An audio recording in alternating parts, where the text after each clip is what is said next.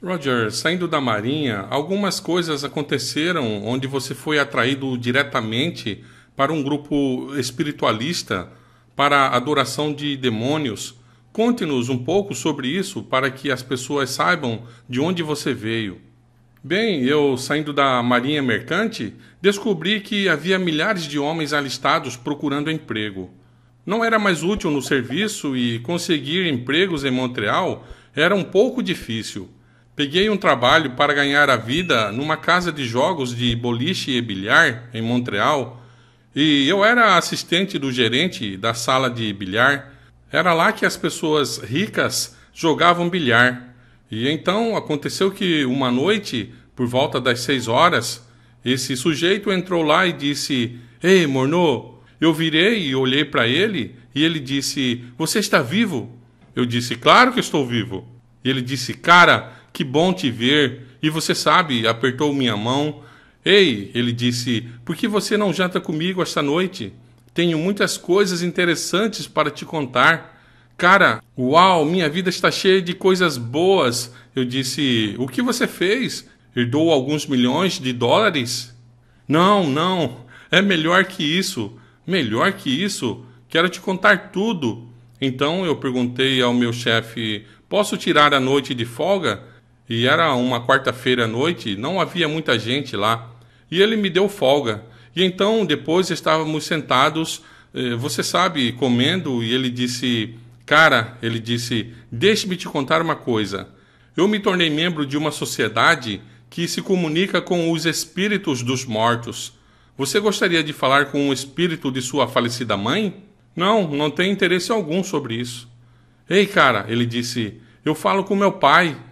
Ele disse, as coisas são fabulosas. Esses espíritos, nossos entes queridos falecidos, estão interessados em nosso bem-estar aqui nesta terra. Eles querem nos ajudar, querem estar com você. Então ele me disse, bem, quer saber? Por que você não vem a uma sessão espírita comigo no próximo sábado à noite? E eu disse, não estou interessado, sinceramente. E eu tentei mudar de assunto, mas ele não mudou de ideia. Ele disse, olha só, você está com medo, eu posso ver.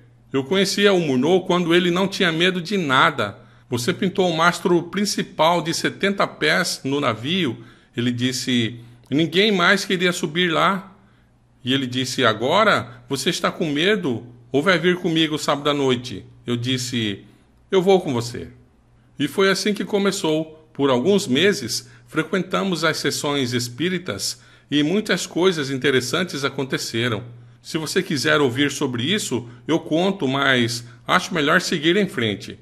Vou te contar brevemente a história aqui. Fomos a uma dessas sessões, um sábado à noite, e lá havia um convidado, um grande médium que estava falando. Mas meu amigo falou de outro homem. A propósito, esse homem ali é o líder de uma grande banda. Ele é famoso, veio com a esposa. E eu disse, mesmo? Sério? Nossa, gostaria muito de conhecê-lo. Agora, veja só, esse homem pertencia a uma sociedade luciferiana de adoradores de espíritos demoníacos.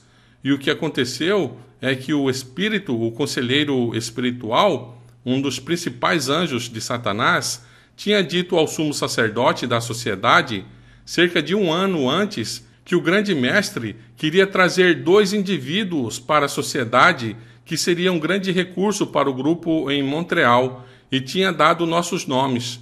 Mas o sacerdote tinha esquecido tudo isso. E o que aconteceu é que esse George, esse líder da banda, foi instruído por aquele demônio. Você vá com sua esposa a essa sessão e pareça que você está realmente gostando, mas você estará lá por um único propósito, trazer esses 2 homens para a nossa sociedade. E aqui está como você vai fazer isso. Quando sua esposa estiver ocupada, conversando com o médium visitante, e você vir que esses caras querem sair, você diz para sua esposa que está indo para a casa descansar, mas que ela pode ir para casa com os vizinhos, que moram a poucas casas de distância. Saia ao mesmo tempo com os 2 rapazes e pergunte se eles estão com carro ou a pé. E então saímos de lá, sabe? E George disse: Ei, vocês estão de carro? Não, nós vamos pegar o bonde a 2 quadras daqui. E ele tinha um Lincoln grande e novo. E entrem no carro, ele disse, eu os levo lá. E no caminho ele disse: Ei, rapazes, que tal irmos a um restaurante chique na rua principal e vamos comer algo bom e tomar algumas bebidas? E vocês me contam mais sobre essas experiências. Quando chegamos, ele perguntou: há quanto tempo vocês estão envolvidos com feitiçaria? E eu perguntei: o que você disse? Eu perguntei: há quanto tempo vocês estão envolvidos com feitiçaria? Então ele continuou: sabe, os espíritos, os supostos espíritos dos mortos, não são os espíritos dos mortos, são espíritos demoníacos. Eles estão enganando todo mundo. E são os anjos de menor posição na hierarquia de Satanás. Ele continuou nos contando um pouco mais e nos convidava para uma de suas reuniões na quarta-feira, à noite seguinte. Mas, você sabe, quando saíamos de lá, ele estava tão bêbado que eu disse a mim mesmo: esse cara nunca vai nos buscar para ir a essa reunião. Mas na quarta-feira à noite, ele nos liga: bem, meu amigo morava a cerca de 2 quadras de onde eu morava, mas ele nos pegou e nos levou até lá. E nos apresentamos aos membros da sociedade secreta. E eu fiquei muito impressionado porque eles eram todos profissionais importantes, comerciantes e grandes empresários, pessoas ricas. Havia vários médicos, advogados e outras pessoas de sucesso. Eles tinham belas pinturas em tamanho real de anjos que tinham aparecido, anjos de Satanás, vestidos com diferentes trajes de várias épocas, que se materializaram primeiro, foram fotografados e depois transformados em pinturas. Quando visitei a sala de adoração, fiquei surpreso ao ver que havia mais de 100 dessas belas pinturas ao redor da sala de adoração dos deuses, e todas eram de conselheiros espirituais de alto nível de Satanás. Ficamos tão surpresos, meu amigo e eu, não podíamos acreditar. Sabe, tendo nascido e sido criado católico, você pensa no diabo como estando no meio da terra, no fogo, sabe? Eles parecem terríveis. E então você descobre que o grande conflito começou nos tribunais do céu. São seres belos e brilhantes. Veja, o sumo sacerdote me contou que quando ele estava em Chicago visitando, um anjo apareceu para ele e ele disse que o brilho era tão grande que ele não conseguia nem olhar para o ser e fechou os olhos. E o conselheiro espiritual, o anjo, disse-lhe que o cara que ele tinha deixado encarregado, o outro sacerdote em Montreal, estava prestes a destruir tudo o que os espíritos tinham feito para trazer meu amigo e eu para a sociedade. E que ele deveria voltar imediatamente e fazer esse cara mudar de ideia. Ele não fez isso. Quando George quis telefonar para ele e disse que gostaria de nos trazer, ele disse: de jeito nenhum, se o sumo sacerdote quer que eles venham, ele terá de estar aqui pessoalmente. Isso será no futuro. Então eles me disseram que iriam colocar um aviso sobre mim. Então, quando ouvi isso, disse ao cara: não voltarei mais aqui. O sumo sacerdote nos disse, a mim e ao meu amigo, que o grande mestre gostaria muito de nos iniciar na sociedade no dia 31 de outubro, no resort nas Montanhas Laurentianas, ao norte de Montreal. E que, sabe, ele não podia nos dizer o que o grande mestre queria que fizéssemos como carreira, mas que seria um trabalho extremamente importante que nós dois teríamos que fazer. Bem, meu amigo disse: olha, você quer ser iniciado algum dia? Naquela época, eu não sabia muito sobre isso. Eu disse: meu reverendo, sabe, eu entendo como o grande mestre quer que sejamos iniciados agora, mas de alguma forma não sinto que quero ser iniciado nesse momento. Que tal talvez na próxima primavera ou algo assim? Ele disse: bem, vou te dizer uma coisa. Você não queira desafiar o bom mestre, o alto mestre, porque o grande mestre disse que é muito ruim. Eles não o chamam de diabo, chamam de grande mestre, Lúcifer. E então ele disse: olha, vou fazer algo por vocês, especialmente por você, Roger. Vou orar ao grande mestre para que ele te dê um presente, o que você quiser. Você pode escolher 3 ou 4 ou 5, e o que você escolher será seu. Eu disse, bem, seria bom se eu tivesse o dom da clarividência, onde eu pudesse ver, sabe, ver as corridas de cavalos, por exemplo. Você sabe, você vai às corridas e vê todos os nomes dos cavalos e as pistas em Belmont ou onde quer que estejam correndo, você vê e sabe qual será o vencedor. Eu disse que seria ótimo isso. Eu poderia ganhar um bom dinheiro. Isso poderia funcionar com qualquer coisa, mas ele disse, isso é seu, você tem isso agora. E com certeza, um pouco mais tarde, tive um sonho. Sonhei que fui à casa de apostas em uma manhã de sábado e vi um calendário com a data e tudo, e vi todos os cavalos correndo em 3 corridas diferentes. O vencedor era aquele que estava brilhando. Esse era o que estava lá. Ele tinha 21-1. Esse cavalo era tão ruim que a possibilidade dele ganhar era tão pequena que ele estava pagando 21-1. Em outras palavras, se você apostar $1, receberá 21 se ele ganhar. Bem, esse era o cavalo brilhante. Depois, escolhi outro cavalo que também vi no sonho. E você sabe, naquela época, o dinheiro era escasso.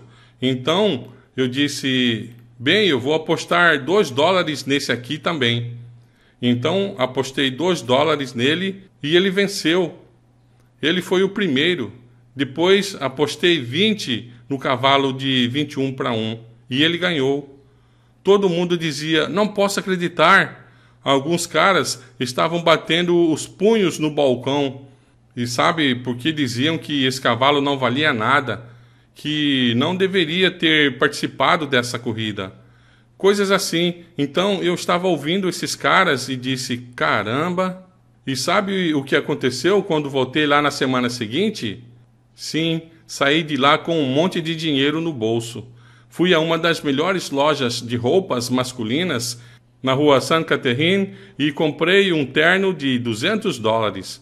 E isso era muito dinheiro naquela época, naqueles dias, em 1946. E ganhei uma boa quantia de dinheiro. De qualquer forma, voltei na semana seguinte e o homem da bilheteria me disse, você é o Roger? E eu disse, sim. Enquanto eu estava colocando algum dinheiro na mesa, ele disse, o chefe realmente gostaria de falar contigo. O chefe da operação, ele disse, você vai até aquela porta ali.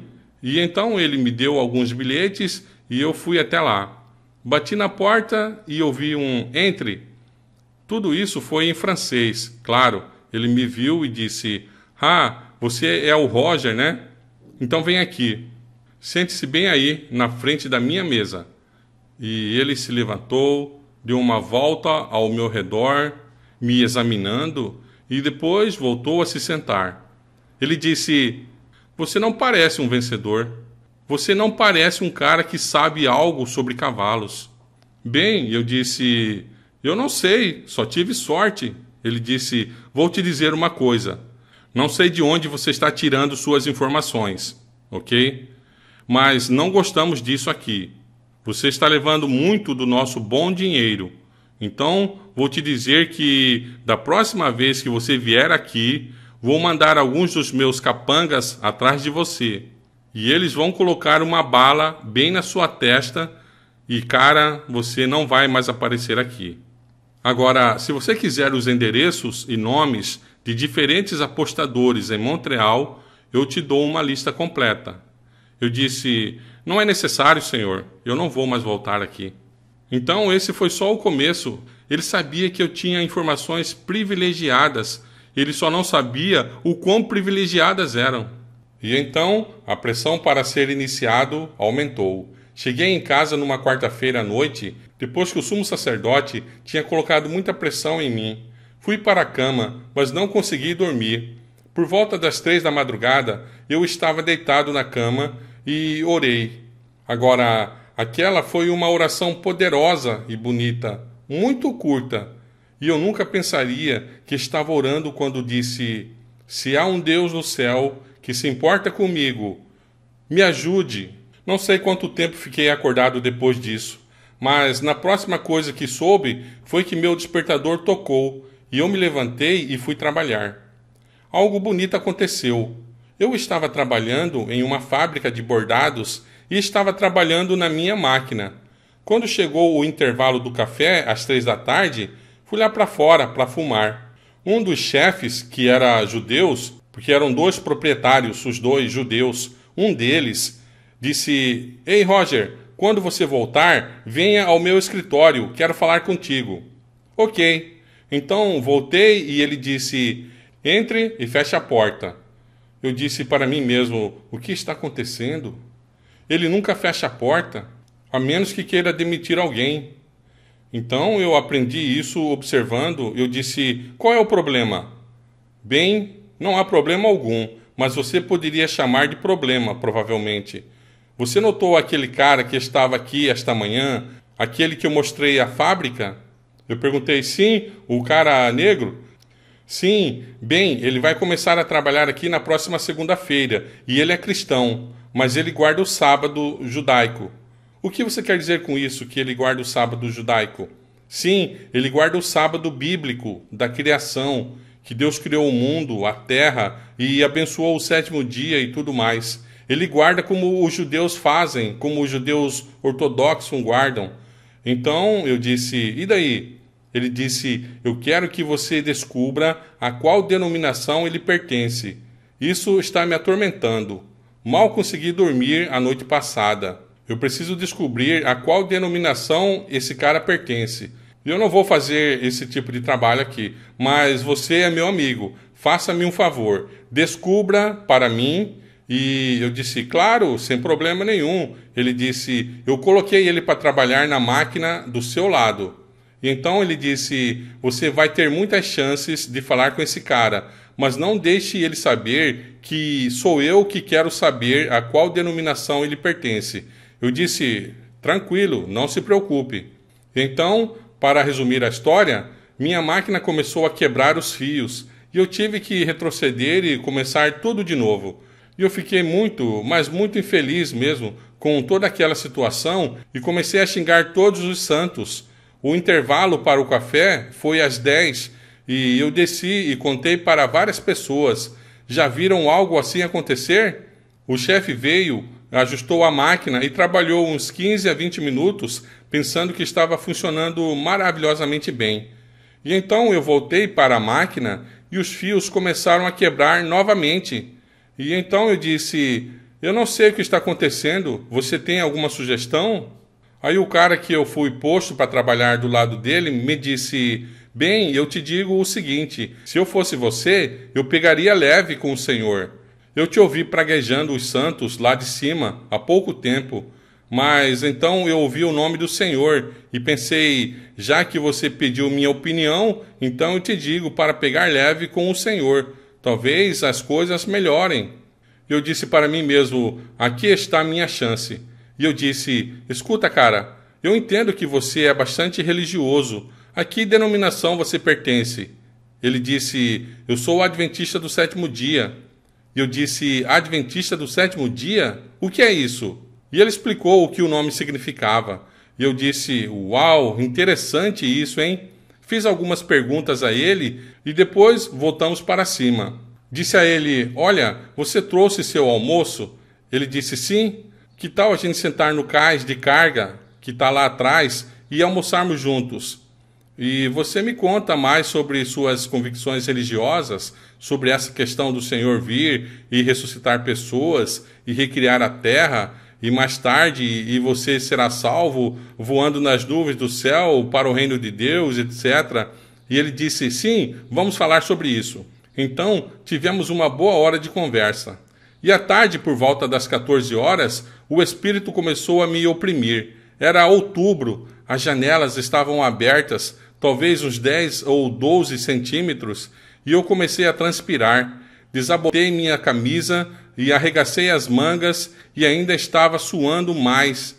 Fui ao banheiro masculino, tranquei a porta, estava sendo agarrado e sufocado, e a opressão era tão grande que eu fiquei sobre o vaso sanitário e a água apenas pingava lá embaixo.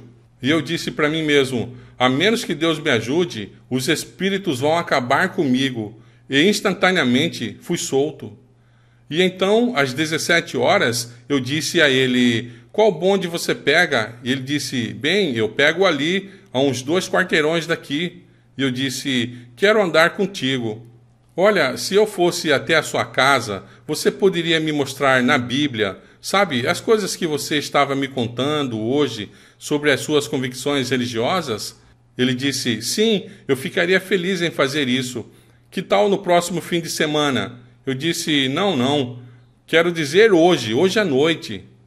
Esta noite não é boa, ele disse. Tem um cara que vem comprar meus discos de jazz e eu já prometi a ele e já adiei 2 ou 3 vezes. E eu disse, bem, desculpa, mas eu realmente gostaria de estudar a Bíblia com você.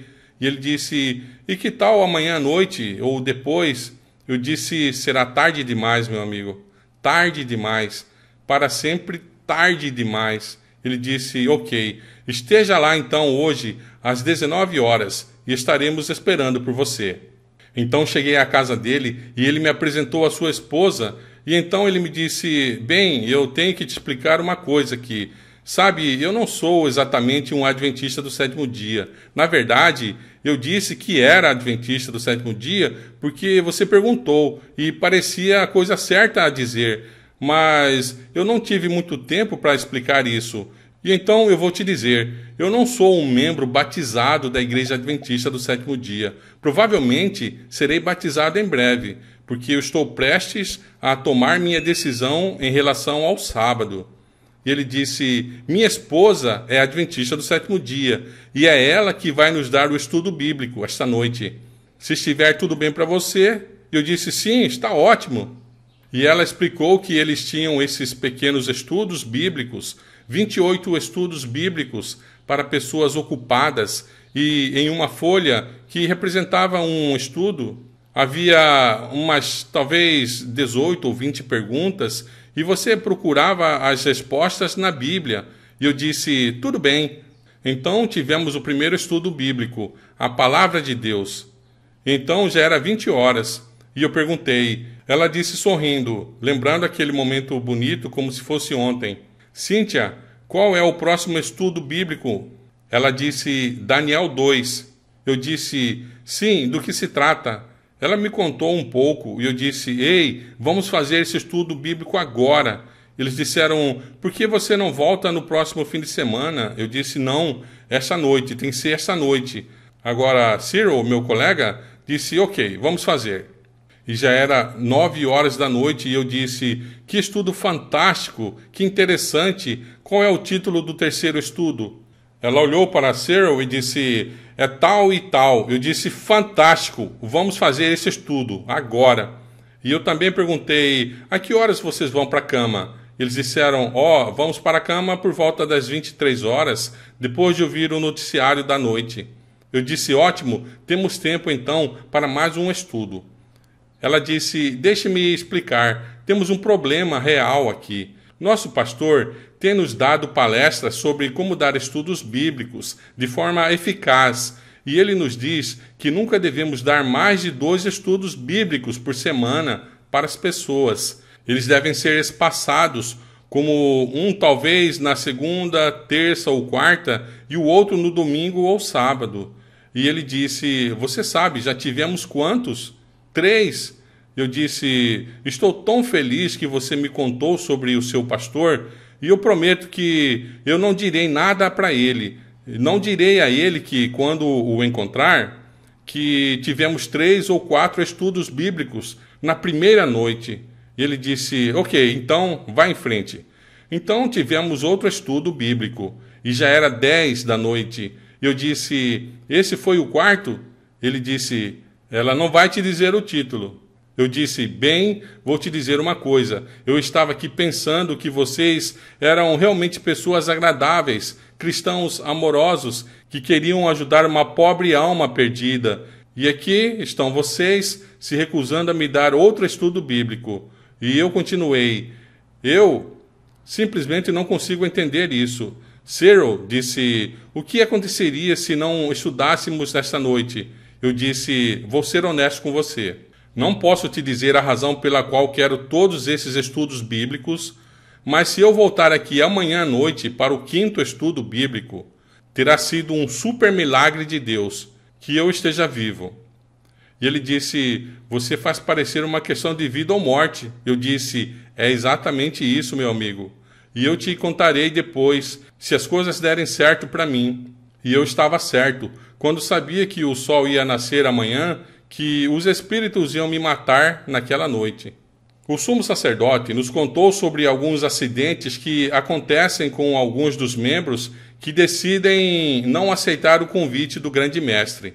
E então eles dizem, não, isso não é para mim. Um cara disse ao sumo sacerdote, acho que vou pedir para você me dispensar dessa sociedade, não é para mim. O cara disse, espere, não desafie o grande mestre, porque isso vai te custar a vida. E ele disse, esse será o dia. Ele foi embora. E o conselheiro espiritual, um dos demônios, apareceu ao sumo sacerdote e disse, esse homem vai morrer num acidente de carro na estrada e ele vai ser decapitado. E foi exatamente isso que aconteceu com ele. Então, eu sabia muito bem que os espíritos já estavam bem cientes do que eu estava fazendo e eu não estaria por aqui por muito tempo.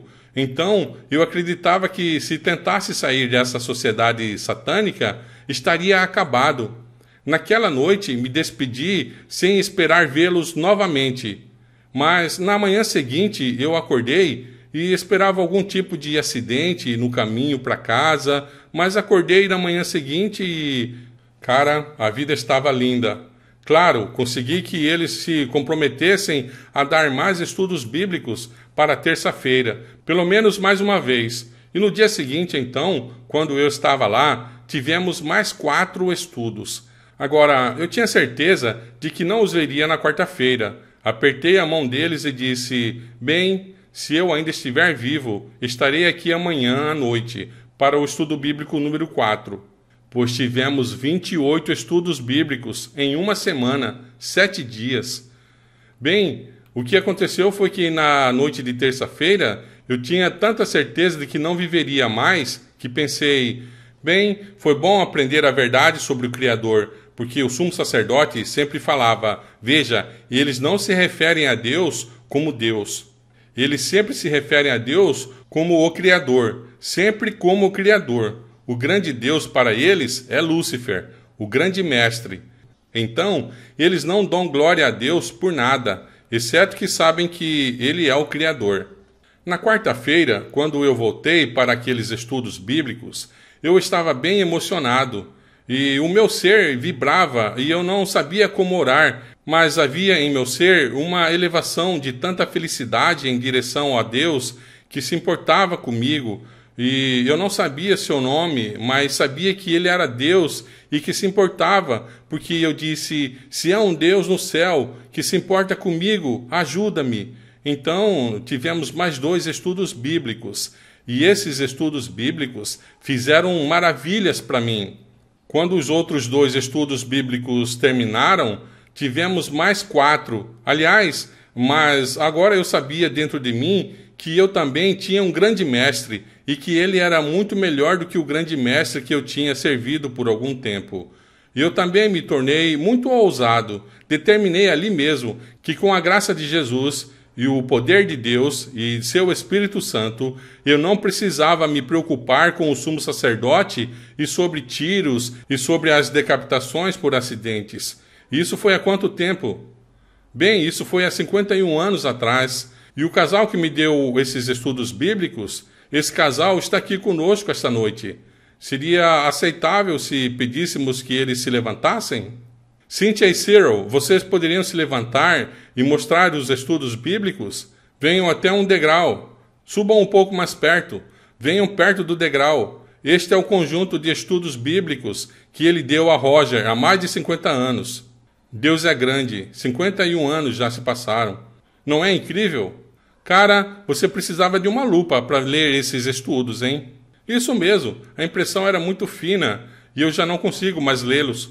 É, você não consegue mais lê-los. Eles são pequenos demais. Oh, louvado seja o Senhor. Isso, eu acho, é notável como o Senhor os preservou. E tenho certeza que este casal realmente não esperava que aqueles estudos bíblicos que eles estavam dando resultariam em um ministério que, em essência, tocaria a vida de centenas de milhares de pessoas. Então, quando você dá um estudo bíblico a uma pessoa, nunca subestime qual será a influência a longo prazo disso. Não é maravilhoso? Sim, louvado seja o Senhor. Pois bem, muito interessante essa parte. Na noite de quarta-feira, então, cheguei em casa e tinha um bilhete na minha porta, era de meu amigo. Na noite de quarta-feira, na noite de quinta-feira e de sexta-feira também, porque estávamos terminando nossos estudos às 23 horas e levava 1 hora mais ou menos para eu chegar em casa, de bonde, o que significava que eu chegava em casa sempre à meia-noite. E ele andava por lá tentando falar comigo, mas não conseguia me encontrar. Não sabia onde eu estava. Mas no sábado à noite ele me disse: o sumo sacerdote me informou que os espíritos vão te destruir e já há um grande preço pela tua cabeça. Preciso falar contigo. Por favor, me ligue. Eu vi que havia um telefone público no corredor, na saída de incêndio, mas decidi que seria melhor ir a um restaurante na rua para poder falar em particular. Liguei para ele e ele me disse: preciso falar contigo, cara. A sua vida não vale mais nada. Você não vai viver. Se você não voltar para o grande mestre amanhã, esta pode ser a sua última chance, hein? Ele veio me visitar e tentou me convencer por 2 horas que eu deveria voltar para a sociedade. Eu disse: não, eu seria um perdedor. O que você quer dizer com isso? Você seria um perdedor? Ele continuou: você seria rico, famoso e estaria fazendo um trabalho tremendo que poderia beneficiar a humanidade. Eu disse: eu sei exatamente como Satanás beneficia a humanidade. Além disso, eu disse: eu tenho um novo mestre e ele é super rico. Além disso, ele me promete ouro, prata em abundância após a ressurreição, a primeira ressurreição. Mas ele me promete não só isso, mas me promete 100 bilhões de anos de vida ou mais. E ele me disse que isso é apenas o começo da boa vida. E então meu amigo olhou para mim e disse: ou você está louco, ou você está dizendo uma verdade incrível. E eu disse para ele: eu não estou louco, rapaz. Eu estou te dizendo uma verdade incrível.